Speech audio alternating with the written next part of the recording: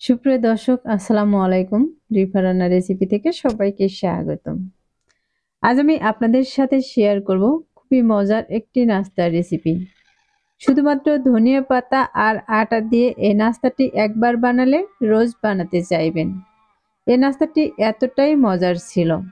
আশা করছি আমার আজকের রেসিপি আপনাদের কাছে খুবই ভালো লাগবে। রেসিপি ভালো লাগলে ভিডিওতে অবশ্যই একটি লাইক দিয়ে দিবেন। আর ভিডিওটি বেশি বেশি শেয়ার দিয়ে অন্যদের দেখার সুযোগ করে দিবেন। আমার চ্যানেলটি সাবস্ক্রাইব করে না থাকলে চ্যানেলটি সাবস্ক্রাইব করে আমাকে সাপোর্ট করবেন। তাহলে আর কথা না বাড়িয়ে এবার চলে যাচ্ছি মূল রেসিপিতে। আজকের এই রেসিপিটি বানানোর জন্য আটা নিয়েছি আমি 1 কাপ। আমরা রেগুলার যে রুটি বানাই সেই আটাটাই এখানে নিয়ে নিয়েছি। তার সাথে দিয়ে দিচ্ছি সামান্য পরিমাণে কালো জিরা আর দিয়ে দিচ্ছি স্বাদ মতো লবণ। এখন এর মাঝে দিয়ে দিব আমি 2 টেবিল চামচ পরিমাণে রান্নার তেল। তেলটা দিয়ে আমি এই আটার সাথে ভালোভাবে মিশিয়ে নেব। আটাটাকে প্রায় 1 মিনিটের মতো এভাবে মিশিয়ে নিতে হবে। আর এটাকে 1 মিনিটের মতো মিশিয়ে নিলে কিন্তু এটা খুব সুন্দরভাবে মেশানো হয়ে যাবে। আর মেশানোর পর যখন এরকম মুঠি করে নেবেন তখন কিন্তু মুঠি হয়ে আসবে। এ পর্যায়ে বোঝা যাবে এটা খুব সুন্দরভাবে মেশানো হয়ে গেছে। এখন আমি এর মাঝে দিয়ে দিব পরিমাণ মতো পানি। প্রথমে কিন্তু খুব পানি দেওয়া যাবে না। অল্প কিছু পানি দিয়ে আটাটাকে ভালোভাবে মাখিয়ে নিতে হবে। মাখানোর পরে যদি মনে হয় ডোটা একটু শক্ত হয়ে যাচ্ছে তাহলে কিন্তু আরো পানি দিয়ে দিতে পারেন। আর ডোটা যদি পাতলা হয়ে যায় তাহলে আরো কিছু আটা দিয়ে দিতে পারেন। এখানে এই ডোটা কিন্তু একটু শক্ত হয়ে গেছিল, যে কারণে কিন্তু এর মাঝে আমি আরো কিছু পানি দিয়ে দিয়েছি। আর পানি দিয়ে মাখিয়ে এটাকে সফট একটি ডো তৈরি করে নিয়েছি। এখন এই ডোর উপরে আমি আরো কিছু পরিমাণে তেল দিয়ে দিচ্ছি। তেলটা দইয়ের চতুর্পাশে খুব সুন্দর করে লাগিয়ে নিয়েছি। আর একটি ঢাকনা দিয়ে ঢেকে রেখে দিয়েছি 5 মিনিটের মতো। এবার 5 মিনিট পর ঢাকনাটাকে সরিয়ে নিয়েছি। আর এই ডোটা কিন্তু আরো আমি ভালোভাবে মথে নিব। ডোটাকে আরো 1 মিনিটের মতো মথে নিতে হবে। এই ডোটা কিন্তু আমি খুব সুন্দর করে মথে নিয়েছি। এখন এর মধ্যে দিয়ে দিচ্ছি আমি কিছু ধনিয়া পাতা কুচি।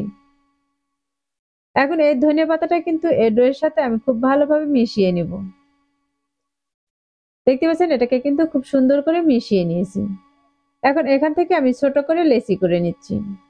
আর একটি লেচিকে আমি হাতে নিয়ে হাত দিয়ে মুড়িয়ে মুড়িয়ে একটু বলের শেপ দিয়ে নিচ্ছি। এটা বলের শেপ দিয়ে নেওয়া হয়ে গেছে। এখন আমি এটাকে বোর্ডে নিয়ে নিচ্ছি। এখন এখানে আমি কিছু শুকনো আটা দিয়ে দিচ্ছি। তাহলে এটা কিন্তু রুটি বেলার সময় আর বোর্ডের সাথে লেগে যাবে না। এখন হাত দিয়ে চেপে একটু বড় করে নিতে হবে। আর একটি রুটি বেলনা দিয়ে এটাকে রুটি বেলে নেব। এই রুটিটা কিন্তু খুব পাতলা হবে না আবার খুব মোটাও হবে না, মাঝারি রকম করে একটি রুটি বেলে নেব। এ পর্যায়ে আমি রুটিটা কিন্তু বেলে নিয়েছি। এখন এই রুটির উপরে আমি দিয়ে দিচ্ছি 1 চা চামচের মতো কর্নফ্লাওয়ার। আর এই কর্নফ্লাওয়ারটা আমি রুটির চতুর্পাশে খুব সুন্দর করে লাগিয়ে নেব। কর্নফ্লাওয়ারটা রুটির চতুর্পাশে খুব সুন্দর করে লাগিয়ে নিয়েছি। আর এভাবে আমি এক পাশ থেকে উঠিয়ে নিচ্ছি। এখন এরপরে কিন্তু আমি আরো কিছু কর্নফ্লাওয়ার দিয়ে দিচ্ছি। এবার অপর পাশ থেকেও একইভাবে ভাঁজ দিয়ে নিচ্ছি। এটা ভাঁজ করে নেওয়া হয়ে গেছে। এখন আমি একটি চাকু দিয়ে এভাবে কেটে নিব। দেখতে পাচ্ছেন এটাকে আমি কিভাবে কেটে নিচ্ছি।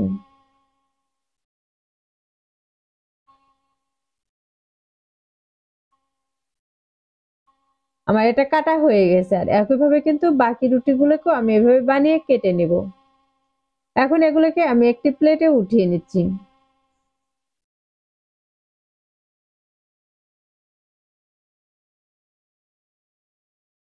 এভাবে নাস্তাটি বানালে কিন্তু এই নাস্তাটি খুবই মুসমুসে হয়। আর এখানে কিন্তু আমি সবগুলো কেটে উঠিয়ে নিয়েছি। এগুলোকে ভাজার জন্য চুলায় একটি কড়াই বসে তার মাঝে তেল দিয়ে তেলটাকে গরম করে নিয়েছি। এখন এই গরম তেলের মাঝে দিয়ে দিচ্ছি। এই তেলটাকে কিন্তু ভালোভাবে গরম করে নিতে হবে। এখানে যতগুলো দিয়ে ভেজে নেওয়া যাবে আমি ততগুলোই কিন্তু দিয়ে দিয়েছি। আর এগুলোতে যখন একটু কালার চলে আসবে তখন এগুলোকে আমি উল্টিয়ে নিব।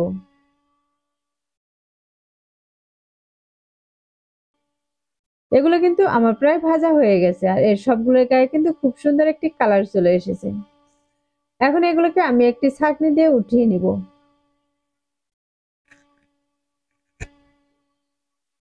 এখন বাকিগুলোকে কিন্তু একইভাবে আমি ভেজে নিব। আমি সবগুলো কিন্তু ভেজে নিয়ে প্লেটে উঠিয়ে নিয়েছি। আর এগুলো ভাজার পর দেখতেই পাচ্ছেন কতটা সুন্দর হয়েছে। এই নাস্তাটি বানানো কিন্তু খুবই সহজ আর খুবই অল্প উপকরণে কিন্তু তৈরি করে নিতে পারবেন। আশা করছি প্রতিদিনের মতো আমার আজকের রেসিপি আপনাদের কাছে খুবই ভালো লেগেছে আর সহজও লেগেছে।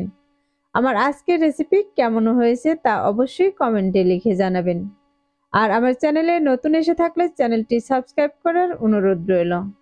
তাহলে দর্শক, আজকের মতো এখানেই বিদায় নিচ্ছি। কথা হবে আবারও সহজ কোনো রেসিপি নিয়ে।